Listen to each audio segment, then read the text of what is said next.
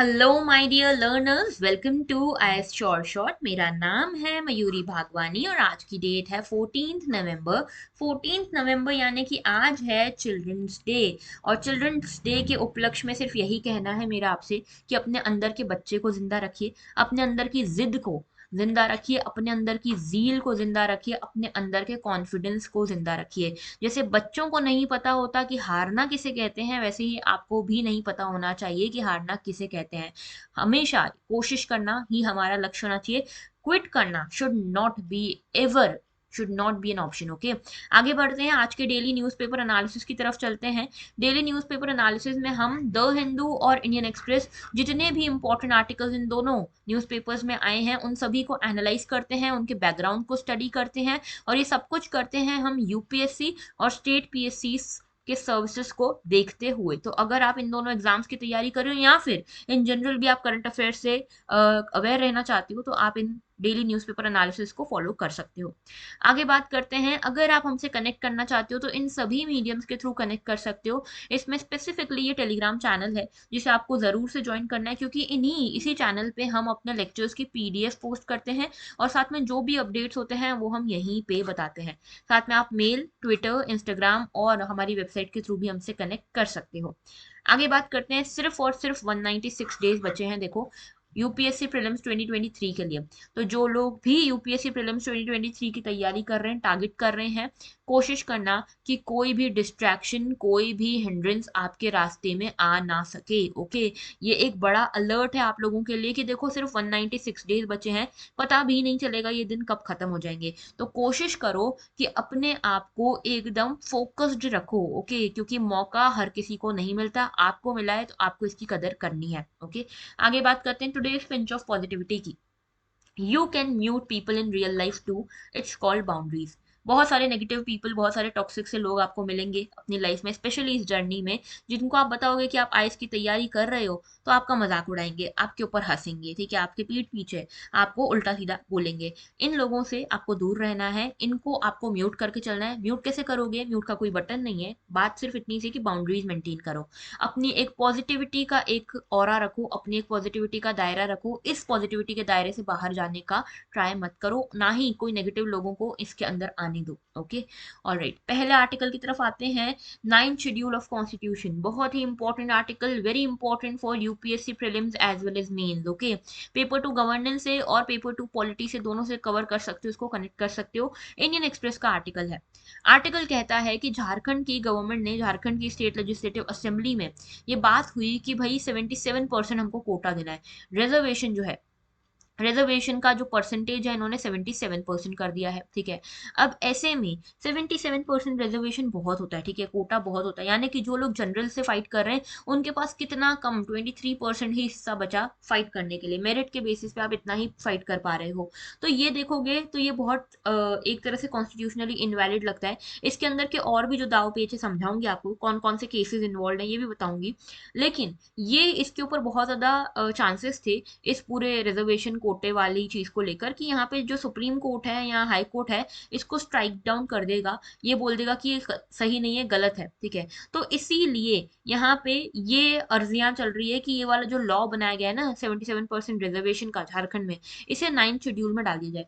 क्यों? क्योंकि 9th schedule एक तरह से इम्यूनिटी वाला शेड्यूल है। ठीक है, इम्यूनिटी वाला शेड्यूल कैसे है? क्योंकि यहाँ पे 9th शेड्यूल का ऐसा है कि 9th शेड्यूल में जितने भी लॉज हैं उनका जुडिशियल रिव्यू नहीं होता। ठीक है, तो इसीलिए इसको 9th शेड्यूल में डालने की बातचीत चल रही है।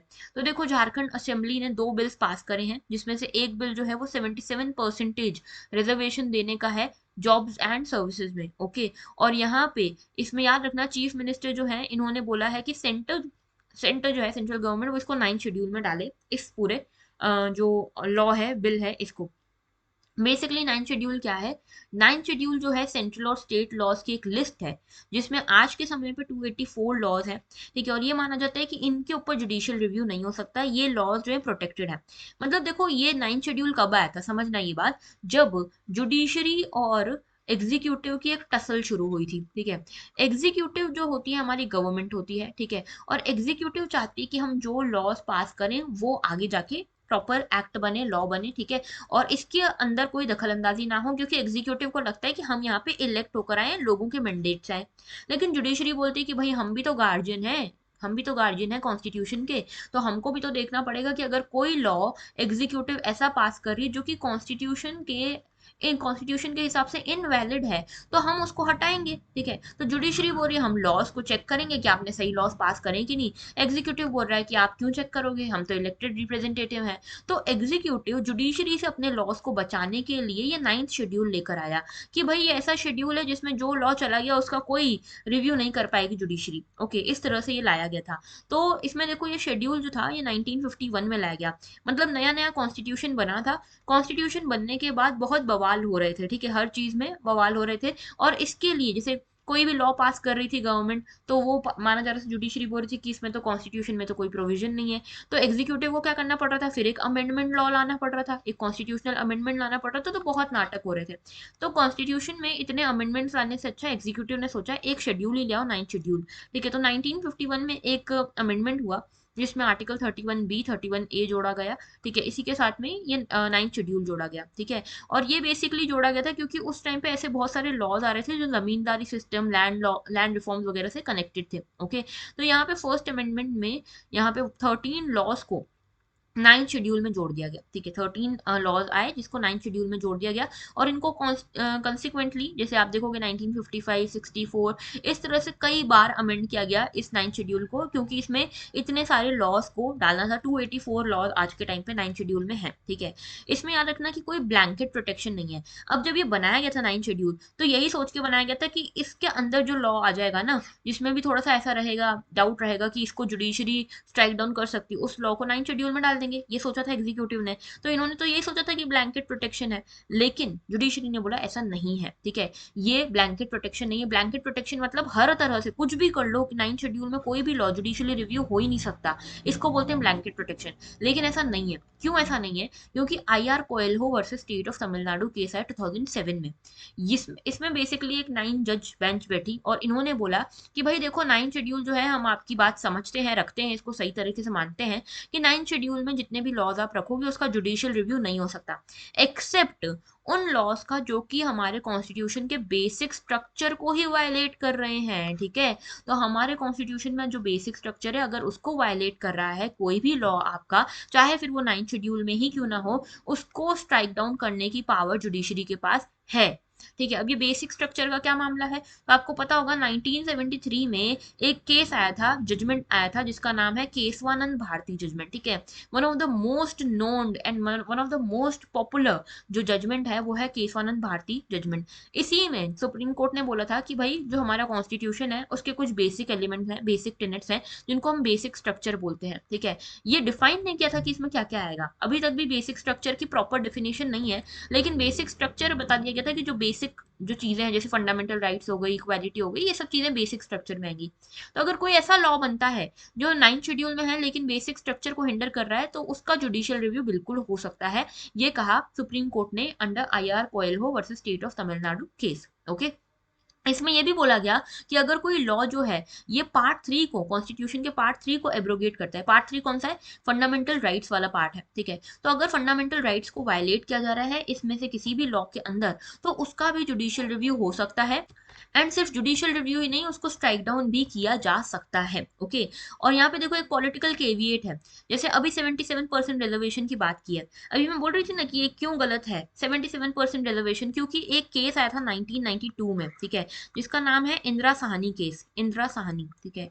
इंदिरा साहनी केस जो आया था, Indira Sahni versus union of India verdict आया था, जिसमें सुप्रीम कोर्ट ने ये बोला था कि जो मैक्सिमम आप रिजर्वेशन दे सकते हो दैट शुड बी 50%, ठीक है। जैसे SC ST OBC जो भी जितने भी यहाँ पे रिजर्वेशन देना है, इन सभी का रिजर्वेशन जो है टोटल 50% होना चाहिए, उससे ज्यादा नहीं। अब आप 77% रिजर्वेशन कर दोगे तो जनरल वाले कैसे लड़ेंगे, ठीक है, उनका मेरिट तो खत्म ही हो गया। तो यहाँ पे इसलिए यहाँ पे 9th शेड्यूल जो है इसको शील्ड नहीं देता, ठीक है, क्योंकि ये इंदिरा साहनी जजमेंट के अगेंस्ट भी जाता है, इक्वालिटी के अगेंस्ट भी जाता है। तो अभी डिबेट ये चल रही है कि क्या इसको 9th शेड्यूल में डाला जाएगा कि नहीं डाला जाएगा। Okay, alright. अब देखो यहाँ पे 12 शेड्यूल है हमारे कॉन्स्टिट्यूशन में, याद रखना कौन सा शेड्यूल किसके लिए है। जैसे आप देखते हो शेड्यूल 1 जो है स्टेट एंड यूनियन टेरिटरीज की बात करता है, शेड्यूल 2 बात करता है स्पेशल पावर्स एंड सैलरीज की, शेड्यूल 3 बात करता है ओथ एंड प्रोमिसेस की। शेड्यूल 4 बात करता है राज्यसभा में एमपी काउंट की, ठीक है। शेड्यूल 5 बात करता है शेड्यूल्ड एरियाज की। शेड्यूल 6 बात करता है ट्राइबल एरियाज की, जो असम, मेघालय, त्रिपुरा और मिजोरम में है। शेड्यूल 7 बात करता है कॉन्करेंट लिस्ट और यूनियन लिस्ट वगैरह की, ठीक है, तीनों लिस्ट की बात करता है। Schedule 8 talks about official language. Schedule 9 जिनकी हमने अभी बात करी, ये बात करता है कुछ एक्ट्स एंड रेगुलेशंस के वैलिडेशन की। Schedule 10 is very very important, ये बात करता है डिफेक्शन की, ठीक है, डिस्क्वालिफिकेशन की। शेड्यूल 11 बात करता है पंचायत की एंड शेड्यूल 12 बात करता है म्यूनिसिपैलिटीज की। तो ये बहुत ज्यादा इंपॉर्टेंट स्लाइड है, इसको याद होना चाहिए आपको, ये सब चीजें बहुत ज्यादा टिप्स पे। ओके, देन देखो जुडिशियल रिव्यू क्या होता है। जुडिशियल रिव्यू का मतलब है ये एक डॉक्ट्रीन है, ठीक है, जिसमें क्या होता है लेजिस्लेटिव और एग्जीक्यूटिव एक्शंस को, जो भी जैसे एग्जीक्यूटिव ने या लेजिस्लेटिव ने कोई बिल बनाई, एक्ट बनाया, तो उसको वैलिडेट या इनवैलिडेट कर सकती है जुडिशरी। ओके, तो यहाँ पे तीन ऑर्गन्स होते हैं हमारे पॉलिटिकल सिस्टम के, आपको पता है, लेजिस्लेचर, एग्जीक्यूटिव, जुडिशरी। ये तीनों एक दूसरे के ऊपर चेक्स एंड बैलेंस रखते हैं, ठीक है, तभी यहाँ पे हमारा सब कुछ सही तरीके से चल रहा है। तो जुडिशियल रिव्यू जो है हमने यूनाइटेड स्टेट्स ऑफ अमेरिका से लिया है ये सिस्टम, ठीक है। इसमें क्या होता है कि जुडिशियल रिव्यू में जो कॉन्स्टिट्यूशन के हिसाब से कोई लॉ है कि नहीं है, उसको यहाँ पे रिव्यू किया जाता है। तो आर्टिकल 13 में भी इसका मेंशन है, और ये बोलता है कि constitution is supreme power of all the nation and all the laws are under its supremacy. तो कोई भी लॉ जो है वो कॉन्स्टिट्यूशन से बड़ा नहीं है, कॉन्स्टिट्यूशन सबसे बड़ा लॉ है, और जो भी बनेगा लॉ वो कॉन्स्टिट्यूशन के हिसाब से बनेगा। ये आर्टिकल 13 जो है इसमें भी इस जुडिशियल रिव्यू का मेंशन है। Okay, alright. अब देखो सुप्रीम कोर्ट जजमेंट के बारे में बता चुकी हूँ 9 शेड्यूल के, ठीक है। मैंने बताया कि ये जो 2007 को जजमेंट आया था, ठीक है, IR Coelho versus state of Tamil Nadu case, उसमें बोल दिया गया कि नहीं भाई, जो आपका ये जो 9 शेड्यूल है उसको हम जुडिशियल रिव्यू के लिए ओपन रख रहे हैं, सिर्फ उस केस में जहां आपका लॉ बेसिक स्ट्रक्चर को वायलेट कर रहा है, ठीक है। और 9 शेड्यूल जो है, 9 शेड्यूल में जो भी लॉज आएंगे उसके ऊपर चैलेंज किया जा सकता है सुप्रीम कोर्ट में, अगर वो फंडामेंटल राइट्स को वायलेट करते हैं, यानी कि 14, 19, 20, 21 इस तरह के आर्टिकल्स को वायलेट करते हैं तो। Okay, alright. IR Coelho versus state of Tamil Nadu का पूरी बात बता चुकी हूँ आपको, ठीक है। और इसके साथ में ये भी बता चुकी हूँ कि केशवानंद भारती में ये केस आया था बेसिक स्ट्रक्चर वाला। चाहो तो यहाँ से और पढ़ सकते हो, बाकी सब कुछ समझा मैंने ऑलरेडी दिया है। ओके, जजमेंट की बात करें तो जो बेस यहाँ पे देखो, जो 9 शेड्यूल के ऊपर जो जजमेंट आया था ना, आईआर कोएल्हो वर्सेस उस Coelho versus state of Tamil Nadu, इस ये इंपॉर्टेंट है, ठीक है। क्यों? क्योंकि इसमें बोला गया था कि बेसिक स्ट्रक्चर ही हमारे कॉन्स्टिट्यूशन का एसेंस होगा, ठीक है। जो भी होगा, जो भी लॉ बनेगा बेसिक स्ट्रक्चर के हिसाब से बनेगा। कोई भी लॉ अगर पार्ट 3 को वायलेट करता है, यानी कि फंडामेंटल राइट्स को वायलेट करता है किसी भी पर्सन के, उसके ऊपर जुडिशियल रिव्यू हो सकता है। कोई भी कॉन्स्टिट्यूशनल अमेंडमेंट जो होगा उसको मेरिट्स के बेसिस पे देखा जाएगा, ऐसा नहीं कि आपने उस कॉन्स्टिट्यूशनल अमेंडमेंट को ही उठा के 9 शेड्यूल में डाल दिया। तो इफेक्ट एंड इम्पैक्ट टेस्ट उसके ऊपर लगेगा, ठीक है।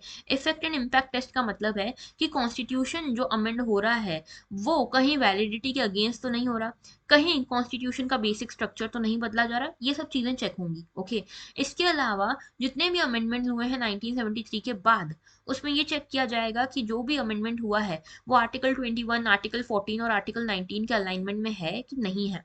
जुडिशियल रिव्यू जो है ये एक फंडामेंटल कंपोनेंट है, और इनफैक्ट जुडिशियल रिव्यू जो है ये बेसिक स्ट्रक्चर भी है, ठीक है, बेसिक स्ट्रक्चर का पार्ट भी है कॉन्स्टिट्यूशन के। ओके, तो 9 शेड्यूल की जो वैलिडिटी है वो ठीक है, 9 शेड्यूल ठीक है, कोर्ट ने बोला, लेकिन 9 शेड्यूल में जो लॉज हैं, ऐसा नहीं कि किसी का भी जुडिशियल रिव्यू नहीं हो सकता। ओके, तो बेसिकली यहाँ पे 9 शेड्यूल जो है 1973 के बाद, उसको आर्टिकल 21, आर्टिकल 19 और आर्टिकल 14 के अलाइनमेंट में होना पड़ेगा। Okay, alright. नेक्स्ट आर्टिकल की तरफ आ रहे हैं। Next article is about Shivaji, ठीक है। शिवाजी अभी बहुत न्यूज में चल रहे हैं, छत्रपति शिवाजी। अभी हमने कुछ दिन पहले अफजल खान वाला भी केस इनके साथ डिस्कस किया था, ठीक है। तो शिवाजी की स्वॉर्ड को लेकर चीज एक न्यूज में है। महाराष्ट्र चाहता है, महाराष्ट्र गवर्नमेंट चाहती है कि शिवाजी की एक स्वॉर्ड है जिसका नाम है जगदम्बा, ये पड़ी है अभी लंदन के म्यूजियम में। चाहती है महाराष्ट्र गवर्नमेंट और पूरा देश की गवर्नमेंट भी कि जगदम्बा स्वॉर्ड जो है वापस आए। बेसिकली यहाँ पे क्या हुआ, ये जगदम्बा जो है छत्रपति शिवाजी महाराज की एक स्वॉर्ड है, ठीक है, तलवार है, जो 2024 में लंदन से लाने की बात कर रही है महाराष्ट्र गवर्नमेंट, और ये कह रही है कि हम अपना काम कर रहे हैं। अभी देखो 2024 में क्या होने वाला है, 350 ईयर्स भी कंप्लीट होने वाले हैं शिवाजी महाराज के, यानी कि कोरोनेशन, शिवाजी महाराज का जब कोरोनेशन हुआ था, यानी कि जो इनका तिलक हुआ था, इनका राज तिलक हुआ था, तब से लेकर अभी 350 ईयर्स होने वाले, और 350 ईयर्स के खत्म होने के पहले महाराष्ट्र गवर्नमेंट ये कोशिश कर रही है कि इनकी स्वॉर्ड, इनकी तलवार जो है जगदम्बा, उसको वापस लाया जाए। ठीक है, तो हिस्टोरियंस ये कहते हैं कि जो जगदम्बा ये तलवार है, इसको शिवाजी 4 ने 1875-76 के दौरान Prince of Wales Edward Edward को ये दे दी थी। ठीक है, जो किंग एडवर्ड बने बाद में। तो कहना यह है कि शिवाजी 4 ने खुद से इनको दी थी, प्रिंस ऑफ वेल्स को ये तलवार दी थी, जो इंग्लैंड के राजा थे। ठीक है, तो ये चीज जो है ये आधी ही नोन है। क्यों?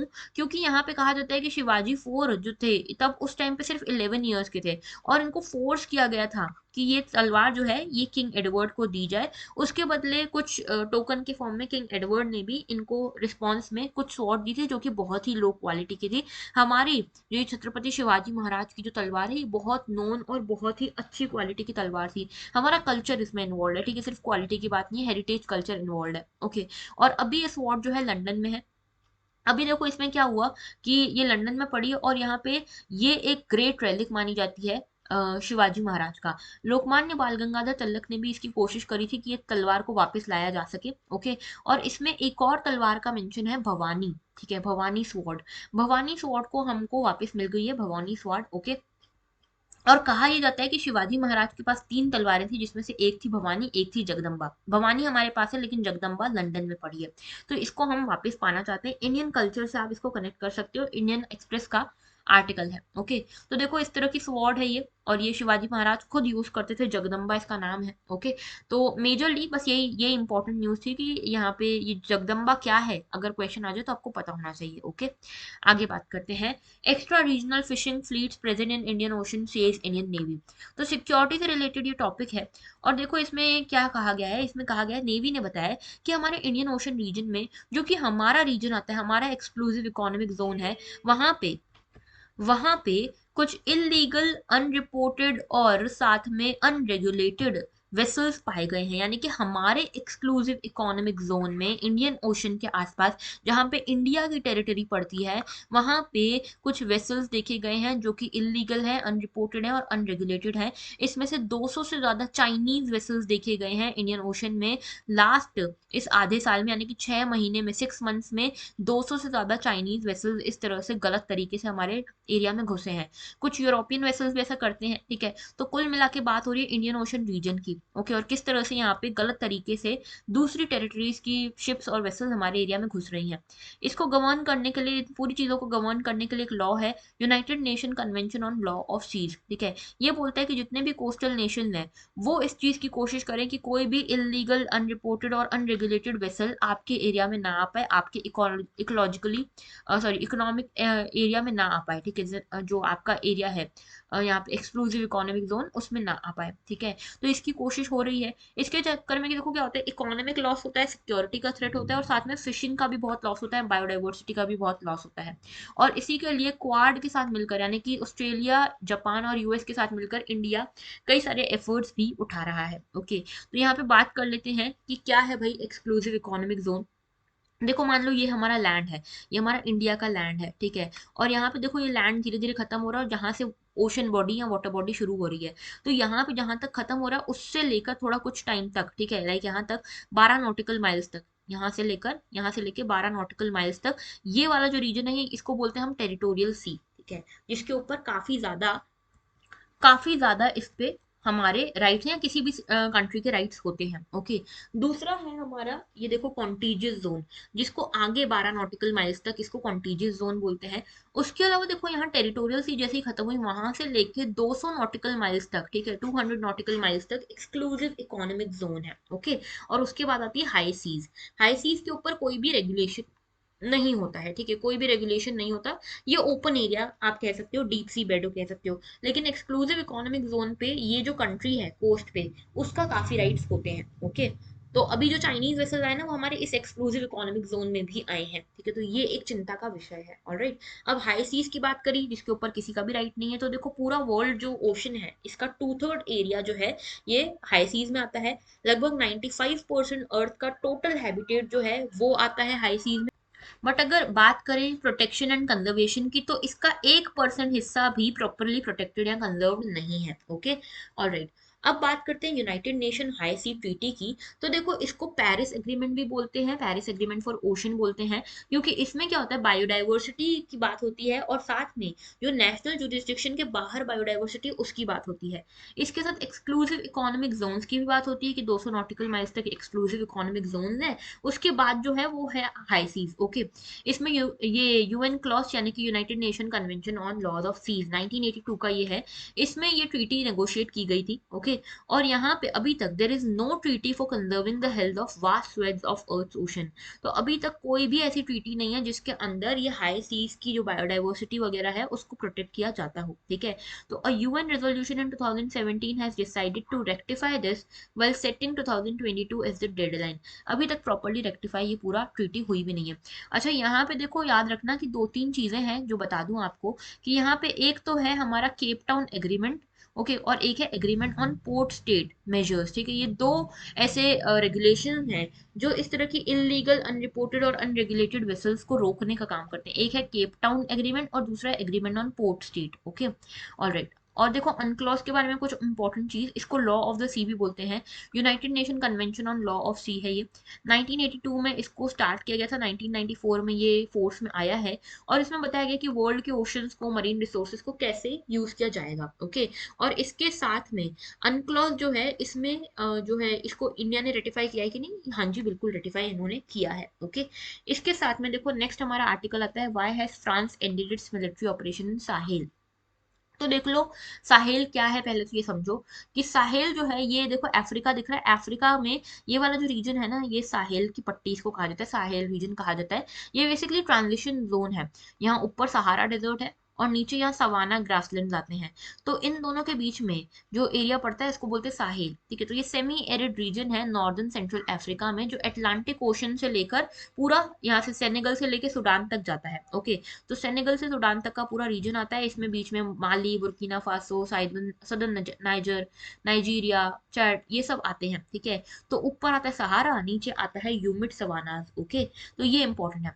नाउ देखो यहाँ कुछ मेजर सिक्योरिटी कंसर्न्स चल रहे हैं इस पूरे रीजन में। जैसे बुर्किना फासो में आप देखोगे, बुर्किना फासो में कई सारे इस्लामिस्ट अटैक्स होते हैं, टेररिस्ट अटैक्स। नाइजर एंड माली में भी सिक्योरिटी सिचुएशन अच्छी नहीं है।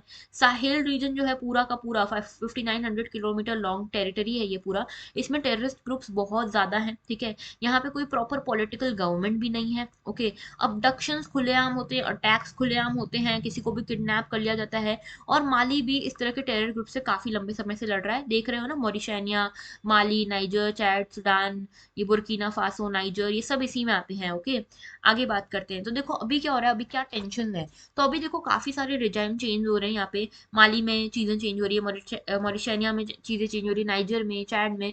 तो यहाँ पे यूएस और फ्रांस पहले थे यहाँ पे इन्वॉल्व। ठीक है, कि यहाँ पे कोशिश कर रहे थे कि कम से कम यहाँ पे टेररिस्ट ग्रुप्स आए, क्योंकि देखो कहीं पे भी टेररिज्म पनपता है तो वो पूरे वर्ल्ड के लिए खतरनाक है।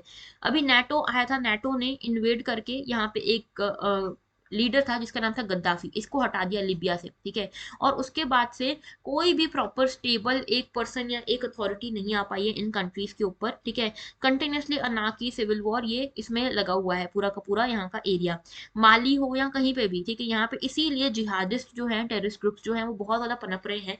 आईएस यानी कि इस्लामिक स्टेट मिलिटेंट इंफ्रास्ट्रक्चर जो है वो भी बहुत पनप रहा है। जैसे इराक और सीरिया में कोशिश की गई इनको रोकने की, बंद करने की, लेकिन अभी भी अफ्रीका में काफी हद तक ये टेररिज्म फैला हुआ है। ओके, तो बात इसकी थी। तो अभी देखो क्या हुआ, यहाँ पे फ्रांस काफी लंबे समय से यहाँ पे ऑपरेशन चला रहा था। ठीक है, ऑपरेशन बरखाने इसका नाम था। ये ऑपरेशन बरखाने के पहले एक और ऑपरेशन चला था, ऑपरेशन सरवल। काफी कोशिश की गई अलकायदा को यहाँ से हटाने की, नॉन स्टेट आर्म्ड एक्टर्स जो थे, आर्म्ड ग्रुप्स जो थे, इनको हटाने की। इसमें लगभग 4500 फ्रेंच प्रोफेशनल्स पर्सनल्स जो थे इनको डिप्लॉय किया गया। ऑब्जेक्टिव ये था फ्रांस का कि यहाँ पे जो साहेल की पट्टी है पूरी, उसको टेररिज्म से फ्री कराया जाए, माली को लिबरेट कराया जाए। ठीक है, काउंटर टेररिज्म ऑपरेशंस किए जाए। काफी कुछ सक्सेस मिली, लेकिन फ्रांस जो था काफी बुरी तरह से यहाँ पे हार भी गया, क्योंकि यहाँ पे काफी कुछ चेंजेस कर नहीं पाया, ऑपरेशन जो थे फेल होते गए। ठीक है, बुर्किना फासो हो या नाइजर हो, यहाँ पे सब जगह ऑपरेशन फेल होते गए, नए नए टेररिस्ट ऑर्गेनाइजेशन आते गए। ठीक है, इसके अलावा एक बड़ा ह्यूमैनिटेरियन क्राइसिस भी हो गया। ह्यूमैनिटेरियन क्राइसिस यानी कि लोगों को मारा जा रहा है, लोगों के पास खाने को कुछ नहीं है। ठीक है, टेररिज्म को रोकने के चक्कर में इस तरह की ह्यूमैनिटेरियन क्राइसिस हो गई कि यहाँ पे जो अफ्रीकन कंट्रीज थी, साहेल की कंट्रीज थी, वहाँ के लोगों ने फ्रांस को सपोर्ट करना बंद कर दिया। फ्रांस की एक नेगेटिव इमेज बन गई यहाँ पे साहेल के पूरे रीजन में, ठीक है, और इंसर्जेंसीज अभी भी कम नहीं हुई। ओके, तो फ्रांस ने अल्टीमेटली मिलिट्री रूल, जो मिलिट्री रूलर्स यहाँ पे जो आ रहे थे, बेसिकली फ्रांस जो है वो बोलता है कि भाई डेमोक्रेटिक गवर्नमेंट हो, लेकिन यहाँ पे डेमोक्रेसी तो बहुत दूर की बात, मिलिटेंट रूलर्स आ रहे थे, ठीक है, जो मिलिट्री थी वो यहाँ पे कू कर रही थी बार बार, ठीक है, और कू करने के कारण यहाँ पे बन नहीं रही थी फ्रांस के ऑफिशियल से। तो फ्रांस और जो फ्रांस की गवर्नमेंट है, फ्रांस के एम्बेसडर्स हैं, उनकी यहाँ की मिलिट्री गवर्नमेंट से नहीं बन रही थी, इसीलिए अल्टीमेटली ऑपरेशन बरखाने को यहाँ पे एज अ फेलियर भी मानते हुए और यहाँ पे इन सब रीजन से भी विड्रॉ करने की बात हो रही है। एक तो एंटी फ्रेंच सेंटिमेंट भी यहाँ पे डेवलप हो रहे हैं, ठीक है। तो फ्रांस एंड वेस्टर्न कंट्रीज जो हैं वो यहाँ पे क्लेम कर रही हैं कि वागनर ग्रुप क्या है, एक प्राइवेट मिलिट्री कंपनी है, ठीक है, ये एक मेजर रोल प्ले कर रही है यहाँ पे इंसर्जेंसी को डेवलप करने के लिए। तो ये वागनर ग्रुप क्या है, आपको ये थोड़ा सा पता होना चाहिए, ओके। और इसमें फ्रांस का, यूएस का क्या रोल है इस पूरे रीजन में, ये भी पता होना चाहिए। आगे बात करते हैं नेक्स्ट इशू की, G20 समिट की। तो G20 समिट में हमारे मोदी जी गए हैं, ठीक है, कहाँ गए हैं, इंडोनेशिया गए हैं, बाली में, ओके। और यहाँ पे बात होने वाली है फूड सिक्योरिटी, एनर्जी सिक्योरिटी, इन सब चीज़ों की। ये इंपॉर्टेंट इसीलिए भी G20 समिट, क्योंकि अगले साल प्रेसिडेंसी हमारे पास आने वाली है, यानी कि अगले साल, यानी कि अभी बाली में ही ये प्रेसिडेंसी इंडोनेशिया से इंडिया को मिल जाएगी, ठीक है। और ये इंटरनेशनल रिलेशंस का टॉपिक है, वेरी वेरी इंपॉर्टेंट। इसमें बात होने वाली है ग्लोबल साउथ की। ये ग्लोबल साउथ क्या है, global south basically developing countries का ग्रुप है। सब जगह डेवलप्ड कंट्रीज अपनी अपनी बात कर रहे हैं, लेकिन यहाँ पे मोदी जी ने कहा है कि हम ग्लोबल साउथ की बात करेंगे, ओके। तो यहाँ पे देखो, सबसे पहले G7 कंट्रीज हुआ करती थी, यानी कि ग्रुप ऑफ 7 हुआ करता था, जिसमें सारी डेवलप्ड कंट्रीज ने अपना एक ग्रुप बना लिया था। इनको लगता था कि अपुन भगवान है, यानी कि इनको लगता था कि हमारे कारण ही पूरा वर्ल्ड चल रहा है। लेकिन 1997 आते आते इनके सारे मुगालदे क्लियर हो गए, क्योंकि तब आया 1997 में आया एशियन क्राइसिस। एशियन क्राइसिस जिसमें एशिया की डेवलपिंग कंट्रीज जो थी उनकी इकोनॉमी प्रॉब्लम में आ गई, और उसके चलते पूरा वर्ल्ड जो था हिल गया, पूरे वर्ल्ड की इकोनॉमी हिल गई। तब इनका ये भ्रम जो था, G7 कंट्रीज का ये भ्रम जो था अपुन भगवान है वाला, ये भ्रम टूटा, और इनको समझ में आया कि डेवलप्ड कंट्रीज ही नहीं, डेवलपिंग कंट्रीज ही यहाँ पे वर्ल्ड को चला रही हैं। तो डेवलप्ड और डेवलपिंग कंट्रीज का एक ग्रुप होना चाहिए, जिसको इन्होंने एक्सटेंड किया टू G20, ठीक है। तो पहले Germany, UK, France, Canada, US, Italy और जापान ही हुआ करते थे, ठीक है। बाद में ये G20 हो गया, जिसमें ये सारी कंट्रीज को ऐड करा गया, ठीक है। ये G7 बीच में G8 भी हुआ था, जिसमें रशिया को ऐड किया गया था, लेकिन रशिया ने 2014 में यूक्रेन के ऊपर जैसे ही अटैक किया, वैसे ही G7 कंट्रीज जो G8 हो चुकी थी उस टाइम पे, उन्होंने रशिया को बाहर निकाल दिया, और फिर ये अगेन G7 बन गया। तो पहले ग्रुप ऑफ 7 था, फिर G8 बना था, फिर वापस G7 बना, और अब G20 बना है, ठीक है। तो G20 बनने के पीछे कारण क्या था, बता चुकी हूँ। 1999 में जो फाइनेंशियल क्राइसिस आए थे, उसमें समझ में आया कि भाई east Asia, south east Asia का भी बहुत बड़ा रोल है इन ये पूरी इकोनॉमी को, वर्ल्ड इकोनॉमी को चलाने का, और ग्लोबल फाइनेंशियल स्टेबिलिटी में इनका बड़ा रोल है, ठीक है। तो G20 कंट्रीज जो है वो लगभग 60% वर्ल्ड पॉपुलेशन कवर करती हैं, 80% वर्ल्ड की जीडीपी और 75% वर्ल्ड का ट्रेड को कवर करती हैं, ओके। प्रेसिडेंसी की बात करें तो G20 की जो प्रेसिडेंसी है वो हर साल रोटेट करती है। इसमें एक ट्रॉयका ग्रुप है। ये ट्रॉयका ग्रुप बात करता है कि जैसे अभी मान लो अभी इंडोनेशिया के पास है प्रेसिडेंसी, इसके पहले इटली के पास थी, और अब आने वाली इंडिया के पास। तो पिछले साल किसके पास थी प्रेसिडेंसी, आने वाले साल में किसके पास होने वाली है, और उसके अलावा अभी किसके पास है। ये तीन जो कंट्रीज हैं, ये तीनों कंट्रीज का ग्रुप जो है उसको ट्रॉयका कहते हैं, ठीक है। तो इटली, इंडोनेशिया और इंडिया जो है ये ट्रॉयका कंट्रीज है अभी के टाइम पे, ऑलराइट। आगे बात करते हैं आगे। और नेक्स्ट हमारा जो आर्टिकल है that is about data localisation, okay. तो डाटा लोकलाइजेशन की क्या जरूरत है, क्या प्रोपोर्शनेट है ये, क्या अच्छा है नहीं है, इसकी बात करेंगे। पेपर टू गवर्नेंस से कनेक्ट कर सकते हो इसको, द हिंदू का आर्टिकल है, ओके। तो अभी देखो डाटा लोकलाइजेशन के बारे में कुछ चीजें बता दूं। डाटा लोकलाइजेशन का मतलब क्या है, देखो अभी आपको पता है, कहा जाता है data is the new oil, okay. क्यों इसको ऐसा कहा जाता है, क्योंकि आप देखते हो कि आप कुछ भी, अगर आप नॉर्मली, अभी मैं बात कर रही हूँ ना, अभी मैं जिस बारे में बात करूंगी मुझे आप देखना इसके बाद वही वही एड्स दिखेंगे, कुछ भी चीज चलाऊंगी। अगर मैं अपने किसी फ्रेंड से बात कर रही हूँ किसी चीज के बारे में, ठीक है, फॉर एग्जाम्पल मैंने कोई भी वेबसाइट के बारे में बात करी, तो वही वेबसाइट की एड्स मुझे देखने को मिलेंगी। अगर मैंने कभी कोई सर्च करा अमेजन पे, एक घड़ी लेनी है मुझे, ठीक है, टाइटन की एक घड़ी लेनी है, तो मैंने अमेजन पे एक घड़ी सर्च करी, अब मुझे हर जगह वही चीजें दिखेंगी। तो ये सब क्यों हो रहा है, क्योंकि डाटा का खेल है सारा का सारा, ठीक है। डाटा है तो सब कुछ है, तो डाटा अब नया ऑयल बन गया, और इसी के चक्कर में, पूरी डाटा के चक्कर में ही सारा का सारा आज का टेक्नोलॉजी ड्रिवन वर्ल्ड चल रहा है, सारे बिजनेसेस चल रहे हैं। देखा गया है कि जो भी बिजनेसेस इंटरनेट को यूज करके, डाटा को यूज करके चल रहे हैं, वो ज्यादा सर्वाइव कर पाएंगे, ज्यादा सस्टेन कर पाएंगे than the other ones. Okay, और इसीलिए क्रॉस बॉर्डर ट्रांसफर्स की भी बात हो रही है डाटा की, यानी कि इंडिया का डाटा यूएस जा रहा है, यूएस का डाटा कहीं और जा रहा है, तो ये क्रॉस बॉर्डर ट्रांसफर हो रहा है। अब ऐसे में डाटा हो गया बहुत जरूरी, और कोई भी कंट्री अपना डाटा किसी और को देना नहीं चाहती for security concern and for multiple other reason. Okay, तो इसीलिए हर कंट्री कोशिश करी कि उनका डाटा उन्हीं के देश में लोकली स्टोर हो, इसी को कहते हैं डाटा लोकलाइजेशन। ठीक है, तो यहाँ पे पर्सनल डाटा को प्रोटेक्ट करने के लिए, स्ट्रेंथन करने के लिए डाटा लोकलाइजेशन किया जा रहा है। इसमें यूरोप, जैसे यूरोप की बात करें, यूरोपियन यूनियन की, तो इनका एक प्रॉपर प्रोसेस है, general data protection regulation, GDPR बोलते हैं, जनरल डाटा प्रोटेक्शन रेगुलेशन। ये ऑब्लिगेट करता है कि जो बिजनेसेस हैं यूरोपियन यूनियन में, जो भी बिजनेसेस हैं वो अपने डाटा को सिक्योर रखेंगे यूरोपियन यूनियन की बाउंड्रीज के अंदर ही।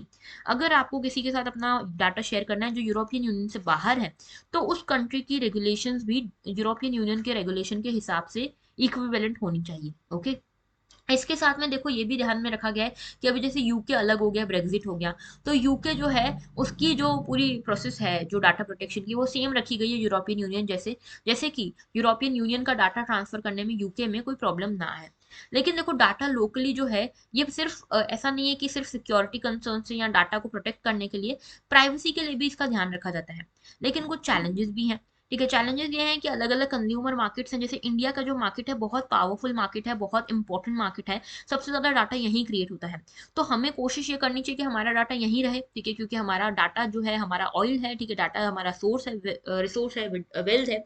और यहाँ पे हमारी एक बिल भी आई थी इसके लिए।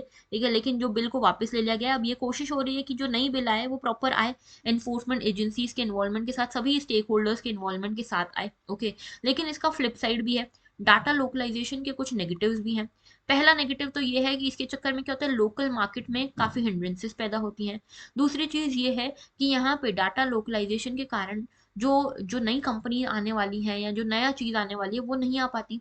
इसके अलावा जो कंट्रीज जिनके पास प्रॉपर आईटी इंफ्रास्ट्रक्चर नहीं है, वो उतना डेवलप नहीं कर पाती, अपने बिजनेस को नहीं बढ़ा पाती है। ठीक है, सिक्योरिटी कंसर्न तो उनके लिए बात की बात होगी, पहले तो मार्केटिंग करनी पड़ेगी ना, वही नहीं हो पाएगा।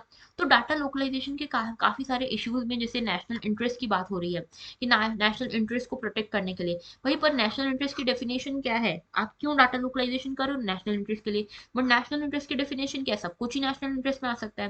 तो इस चक्कर में मिड साइज बिजनेसेस जो है ना, उनका बहुत नुकसान हो रहा है। ओके, और ये सिर्फ सिर्फ बिजनेसेस का नहीं, कंज्यूमर्स का भी नुकसान है, क्योंकि एक मोनोपोली जनरेट हो रही है इस डाटा लोकलाइजेशन के चक्कर में। ओके, तो होना क्या चाहिए, एक मल्टीपल स्टेक होल्डर अप्रोच होना चाहिए, जिसमें सभी स्टेक होल्डर्स को साथ में लाया जाए, तभी ग्रोथ एंड इनोवेशन हो पाएगा। ओके, तो ये स्टेक होल्डर्स जो है, सारे स्टेक होल्डर्स इसमें इन्वॉल्व हो, डाटा लोकलाइजेशन तब हो तो मतलब है, अदरवाइज कोई मतलब नहीं है। ओके, तो मल्टीपल स्टेक होल्डर्स अप्रोच चाहिए, जहाँ पे प्राइवेसी, गवर्नेंस, सभी चीजों को साथ में लिया जाए। और इसके लिए ग्लोबलाइजेशन भी किया जा सकता है। ग्लोबलाइजेशन का मतलब क्या है, ग्लोबल मेथड्स, ग्लोबल स्टैंडर्ड्स को फॉलो करते हुए आप डाटा को लोकली स्टोर करो। लोकलाइजेशन मतलब ग्लोबलाइजेशन प्लस लोकलाइजेशन। ओके, तो डाटा को आप डोमेस्टिकली लोकेट करो, इसको रखो अपने अंदर ही, सेंसिटिव डाटा को अपने ही देश में रखो, लेकिन इसके लिए ग्लोबल स्टैंडर्ड्स तो फॉलो करो। ठीक है, तो ये इंपॉर्टेंट आर्टिकल था।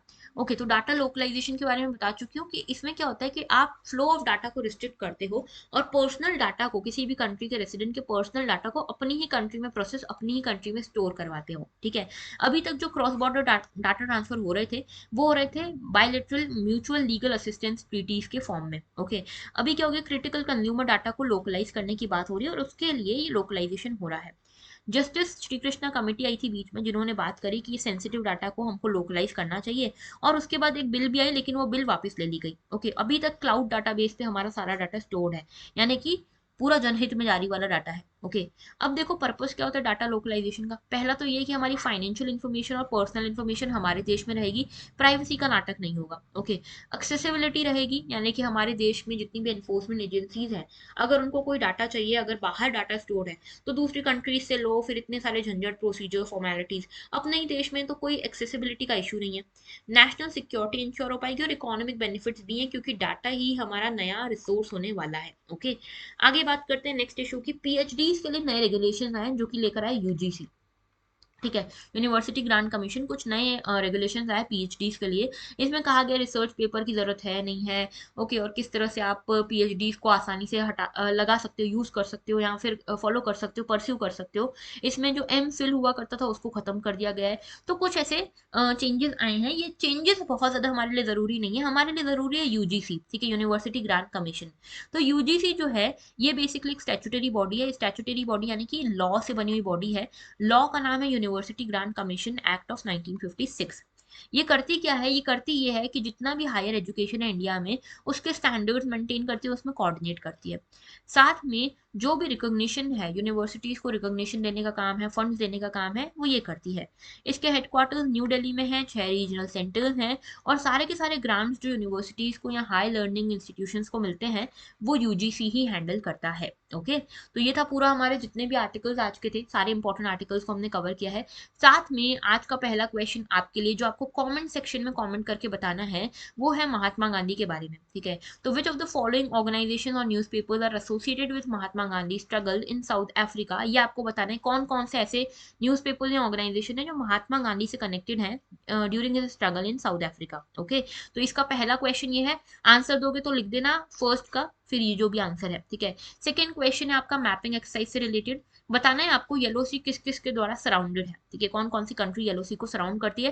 एटलस खोल के जरूर देखना और फिर बताना। ओके, तो लिखना सेकंड और फिर उसका आंसर लिखना। ओके, एंड थर्ड क्वेश्चन है मेंस प्रैक्टिस के लिए। ठीक है, तो क्वेश्चन है do you think the recent G20 summits have turn the talking shops rather than getting down to brass tacks. Okay, critically analyse. तो इसको आपको क्रिटिकली एनालाइज करना है कि जो G20 समिट्स हो रही हैं, क्या इनका कोई मतलब निकल भी रहा है। ओके, तो ये क्वेश्चन नंबर 3 है। 250 वर्ड्स में आप इसको लिख सकते हो। ठीक है, और लिख के हमारे टेलीग्राम चैनल पे आपको टेलीग्राम ग्रुप की लिंक मिल जाएगी, डिस्कशन ग्रुप की। वहां पे आप अपने आंसर्स को भेज सकते हो फॉर पीयर रिव्यू। ओके, तो ये कर सकते हो। Alright, so that was all for today. अगर आप अपनी परफॉर्मेंस चेक करना चाहो तो कमेंट करना मत भूलना अपने आंसर्स। और आने वाले टाइम में हम एक गिव अवे कॉन्टेस्ट लाने वाले हैं, जैसे कि हमने पास्ट में भी कंडक्ट किया था, जिसमें हमने मृणाल सर की जो लास्ट कुछ ईयर्स की जो बुक है प्रीवियस क्वेश्चन वाली, वो हमने गिव अवे में दी थी। ठीक है, बहुत सारी इंपॉर्टेंट बुक्स हमने दी थी। तो वैसे ही एक गिव अवे कॉन्टेस्ट आने वाला है। अगर आप चाहते हो कि आप उसके लिए एलिजिबल हो, तो कमेंट सेक्शन में अपने आंसर्स पोस्ट करना मत भूलना। ओके, एंड चेक मत करना भूलना कि आप कहाँ पे स्टैंड कर रहे हो। So that was all for today. Thank you for watching. और अगर आपने इस चैनल को अभी तक सब्सक्राइब नहीं किया तो कर लो जल्दी जल्दी। चैनल को सब्सक्राइब करने के साथ साथ वीडियो को लाइक करना और शेयर करना मत भूलना, और कॉमेंट करना अपने आंसर्स तो बिल्कुल ही मत भूलना। So that was all. Thank you for watching and have a very good day.